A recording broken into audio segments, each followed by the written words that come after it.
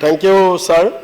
I rise here to support the banning of unregulated deposit scheme bill 2019. Sir, cutting across the political party line, all we have supported this bill as because it is a very good bill and it is need of the hour. Sir, so far the aims of this bill, why it is need of the hour?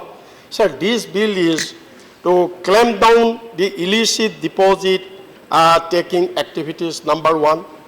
And number two, preventing operation of unregulated deposit schemes. Number three, to prevent fraudulent default in regulated deposit schemes. And number four, sir, to prevent wrongful inducement of unregulated deposit schemes.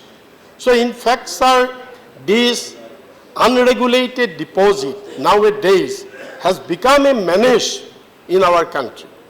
So during the past years, we have seen, sir, these unregulated deposit organizations have grown up in such a leaps and bounds, like mushroom growing, sir. So not to speak of the entire country, South, but nearly these 6 crores people have become so much victim of these unregulated deposit schemes. And so far my state is a very small state. And my state, Assam, is concerned, sir. You'll be surprised to know, in villages, in semi-urban areas, even in talukas, some organization, they have started to motivate the people, poor people, the women, the daily wage earners, and they have been tempted of making their income double, triple, and like that they collected a deposit daily basis, weekly basis, monthly basis, and after 2 years, 3 years, they are fled away, so their money has gone. So because of that, this is a historic bill. Therefore, the bill is going to stop all this menace, and therefore I congratulate the finance minister.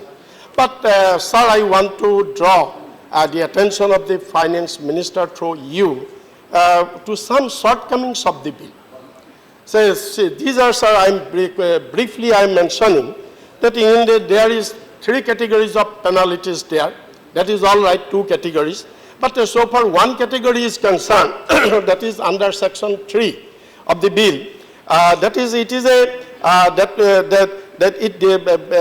banning direct and indirect promotion, operation, and advertisement, soliciting participation in an unregulated deposit scheme. Here, sir, the person who contravenes it, he is liable to be punishment of minimum 1 year. 1 year with a minimum fine of rupees 2 lakhs. But whereas the man who accepts such illegal deposits, he is giving punishment imprisonment of for 2 years and a minimum of 3 lakhs. So now my suggestion to the minister is, since it is a very serious offense, so it should be nipped in the bud. So this quantum of punishment is very less, I think. So if we initially, at the initial stage of the offense, if we give them strong punishment, strict punishment, it will be lesson for others and they will not repeat such offenses in the future. So my second point is, sir, here this bill basically takes punishment to the deposit takers.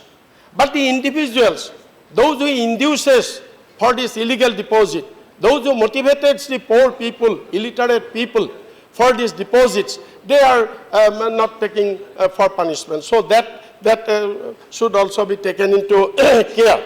And my third point, sir, here that the competent authority refers the matter to Central Bureau of Investigation, and it is deemed such as a reference would be the consent of the state government. Sir, it is deemed, but I want to suggest that it should be made mandatory that the consent of the state government while referring the matter to the Central Bureau of Investigation, it should be mandatory. That's what I want to say, sir. Then another point, sir, this is that there is a scope of misuse and exploitation by police. Because here in this bill, police has been given power to enter, to search, and to seize without any warrant. Without any warrant. So this, I think, this honorable minister should take care of this, because this may, for some personal revenge or something other, maybe politically also this may be misused in later course of time. So therefore, my suggestion is that this should be to be taken care. And my another point, sir, that is the central government authorized to create database of all deposit taking activity, the information of which may be shared by CBI, the regulator, income tax authorities, and with principal officers of the banking company who suspect that any client is a deposit taker acting. So now, sir, here I want to say that the state government should be involved. Without involving the state government, if it is done, there is again this violation, encroachment of the cooperative federalism, the concept of cooperative federalism. So these things, sir, now I'm coming to the last, sir. Sir, please, my point, time is 6 minutes, only I take 1 minute more, sir. So now, this bill was referred to the standing committee, and standing committee has also made some recommendations, and I request the honorable minister that recommendations are incorporated, that all offenses, not only one to all offenses relating to this, all should be made non-bailable, and that is cognizable, that is one. And here, the earlier it was that this referring to the only one investigating agency, that is the CBI.